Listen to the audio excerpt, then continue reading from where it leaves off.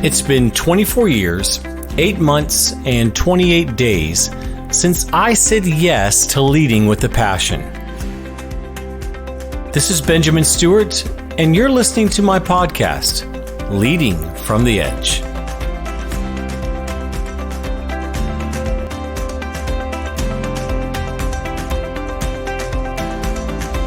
So this week I was working just on some ideas on how to continue to provide value to CEOs and pastors and Christians leaders, as well as how to continue to provide for the ministry assignment that we have as retreat owners.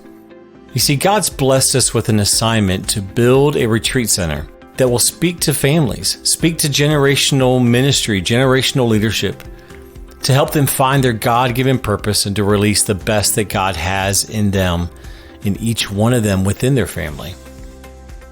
But it's also the same assignment that I feel for Christian leaders, whether that is a pastor or a business owner or a C-suite leader, Christian business leaders, or even a dad that's called. But in this journey, I've been blessed to connect with two amazing companies. Vistage, which is a peer advisory group model that I'm a chair in, building a group in Little Rock and in Searcy, a lot of the areas around 167.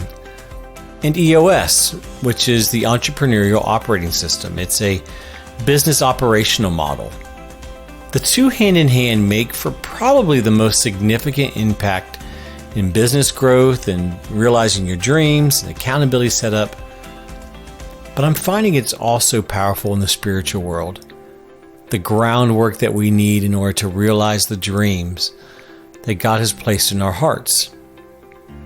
If we brought everything down to what makes us good and faithful servants, wouldn't it be the ability and the decision to do all that God wants us to do today? Could it be that He just wants us to lead well, to be led well, and to learn well? And all of that together just brought me to the concept of hitting the ceiling. In the natural progression of life, we grow, we make changes, and we see the success of those changes, and we get to a place where we kind of cap out, or where we hit the ceiling, where we have growth and then it levels out, and then we have growth and it levels out. I think a lot about churches in this, where we get that initial push, that big launch, and we find ourselves growing, and we get to that 250 mark, and then we stay there for a year or two or three, and then we grow to 500, and we feel like things are going awesome, and then we get used to that, and we find ourselves in the same place again. And this happens over and over and over again. But it also happens in business, where you get to the next level and the next level and the next level. And each time you find yourself hitting a ceiling. And it's in business, it's in life, it's in relationships. We even see it in our relationship with God, if you think about it, where you have those moments that are fantastic and you're making these big strides. And then before you know it, you look back and you're feeling kind of stuck. Even though you've gone around that mountain and you're higher up, you just don't feel like you're where you should be. It's that place where we end up feeling like we're stuck, maybe where we've lost some of the joy of what we're doing. It's also that place where we can grow weary in well-doing. But this time, instead of changing jobs or complaining or even staying stuck until you happen upon a crisis that helps you run over the obstacle, let's plan for it. Let's lead from the edge. And so this week, I want to talk about one of 5 leadership qualities that are needed to break through the ceiling, to break through that next level. And that first quality is simplify. Earlier this week, I was talking to Neely about my Vistage group building and how I feel like I've made it way too complicated. I created all of these sequences and automations and all of that, and it hit me. I tell companies all the time they need to simplify, to quit making things harder than they need to be, quit dealing with all the symptoms, and just address the actual issue. And then replicate what works. Because sometimes we get lost in what I call shiny object syndrome. We read the next great book. We go to the next great conference. We get all this excitement. We get a good enough idea to help us break through the ceiling, but we don't stay there. And it goes into what I talked about 2 weeks ago about pre-deciding as well. But what does it really mean to simplify our lives? I think simplifying means that we have a mindset that everything we do should just be made up of simple sets of rules, not the 5,000 rules of this house bit, or, and let's steal the play from a parenting book, about the idea of having, just a handful of rules. Psalm 116 and verse 6 says, "The Lord preserves the simple, and when I was brought low, that's when he saved me." Or 1 Corinthians 14:33, it says, "For God is not a God of confusion, but of peace." So point number one in simplifying our lives, let's just cut the fat. Rather than working on all the areas of your life or being overwhelmed of all the things that you want to change or all the areas of your business, how about we just pick one at a time? Or for crazy ambitious, how about we pick 3 or 5 or 7? It's that special number between 3 and 7 that we aim for. Because the truth is we only have so much ability to change, right? And the better we simplify all the things that are complicated, the better that we become, the better off our families become, our businesses become, our churches become. And when I talk about cutting out the fat, I'm talking about the extras in our life as well that are just sucking the life out of us. Or the time of your day, or the productivity of your business. Or how about our home life? What about our time? What are we wasting our time on? That's just fat. It's just extra. See, too often we add and add and add at what at first was just a simple process in our life. And I think a great example of this has to do with television. And I'm not saying don't watch television, although I bet if you lined it up with all the great activities in a day that you could do, watching Netflix for 3 hours a night probably is not your most productive time. But putting that aside, we wanted to save money as a culture, right? So we got rid of cable and satellite, and we decided that we're just going to have Netflix. Then we found out that there was some live TV that we wanted, some ESPN2 or something like that. So we picked up Hulu Plus, and then we found out that Disney Plus was going to put out a new Star Wars series where we could see Baby Yoda. And so we pick up Disney Plus and CBS and ESPN2 and then the NFL Network. And before we know it, we're actually getting all the same services that we had before, but now it's in 5 or 6 or 7 different apps and 7 different automatic bills that end up totaling more than we were originally spending. But we do that too often in life. We set ourselves up for success only to complicate it and get away from the real reason why we started doing it that way in the first place. How about your business? What are you wasting time on? What employee you know that doesn't fit in, but you're spending 5, 10, even 20 hours a week correcting or hand-holding or doing damage control? Or worse, in a church, doing the exact same thing, having an employee or a leader that just doesn't follow the vision, doesn't see the vision. And we work so hard to hold on to something that maybe God didn't design to be a part of your team. So here's a fun little exercise about cutting the fat. Set a timer for 15 minutes. Sit down and literally write down everything you do in a day, even the embarrassing stuff, all the stuff that you do from waking up to going to bed. And then I want you to put times next to each one of those. How much time does it take you to do that thing that you just wrote down? And then lastly, just put a check mark by all the things that are bringing you life and are fulfilling the call on your life. Last step, cut the fat. Make those hard decisions to get rid of the things that are wasting our time, right? That are wasting our business time, wasting our employees' time, wasting our church's time. So that's cutting the fat. Point number 2, let's have a handful of rules. Even when we parent, we end up putting together so many rules for our kids to follow. And my oldest, actually, I have 5 of my 9 kids. Yes, 9 kids. And the ninth one, we don't know what he is. And probably not even the 8th one yet. But 5 of my 9 kids are high D's on the DISC test, which means they love to be in control. 4 of them are high C's, which means they love rules. You put those things together, and believe me, we have made rules about everything in our family.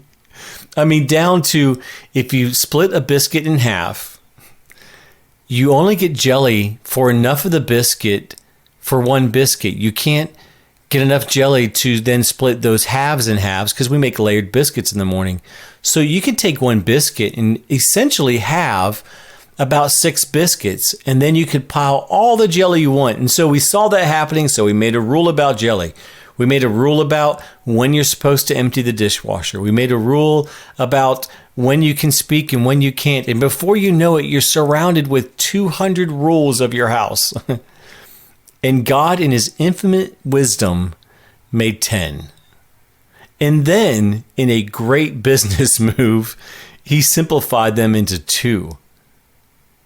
And you think about the 10 commandments really are simple rules to follow.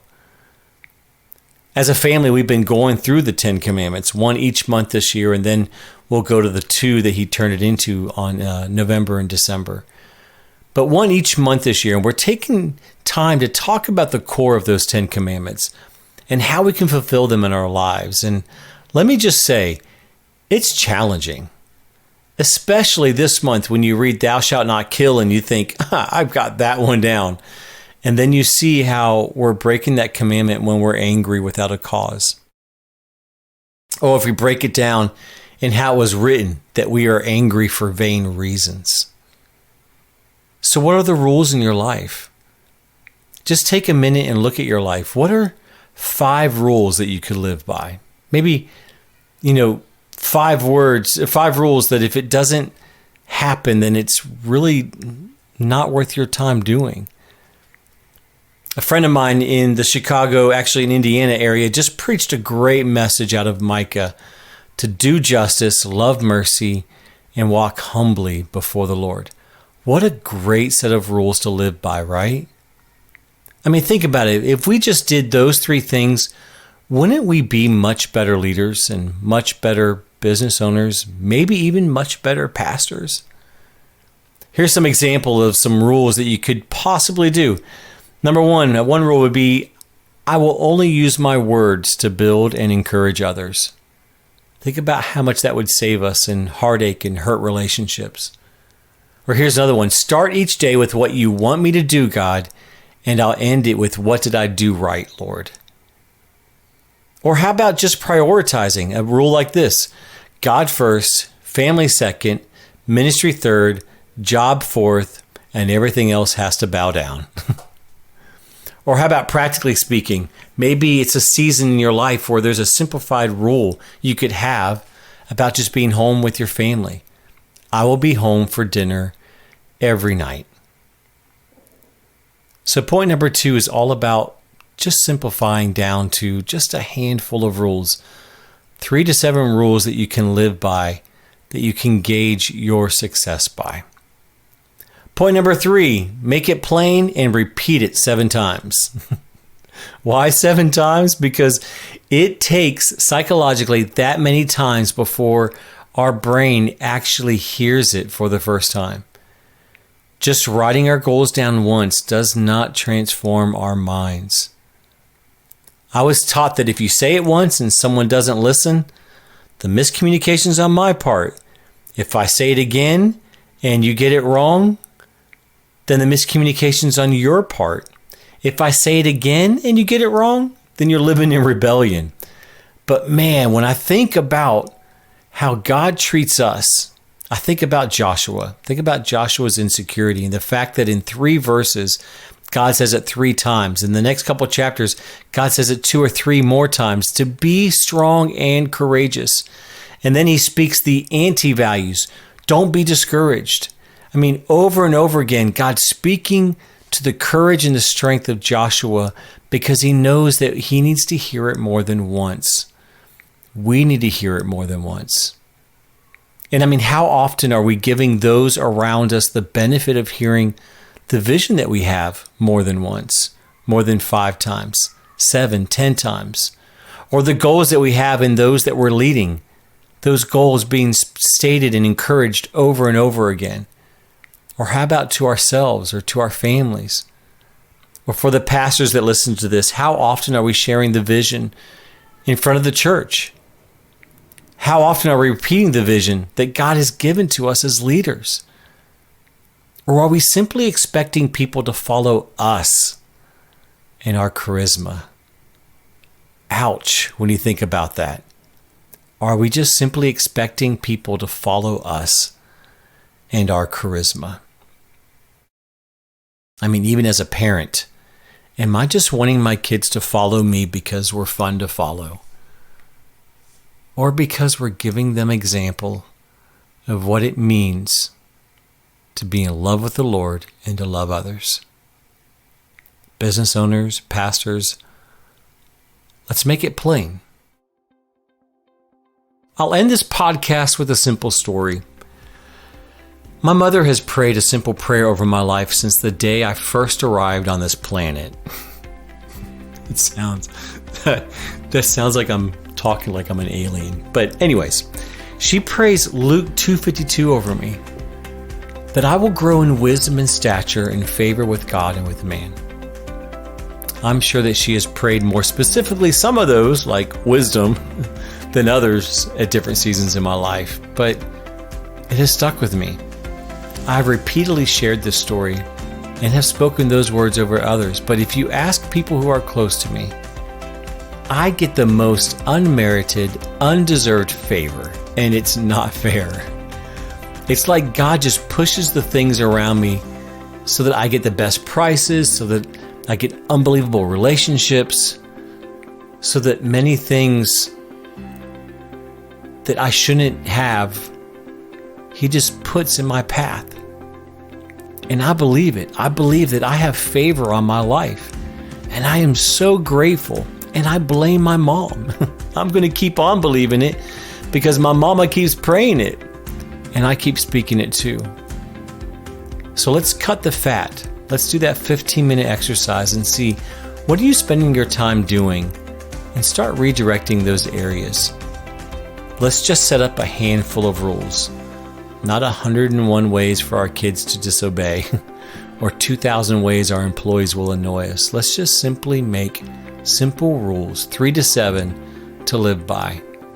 And lastly, let's make those rules plain and repeat them in our life. In business, that means making the vision plain and repeatable over and over and over again. So cut the fat, handful of rules, make it plain, and dip 7 times. Okay, well, that wraps up another Leading Edge podcast. Leadership, in my opinion, means that every day you strive to be at least one step ahead, at least one experience in front of those that you have been given the gift of leading.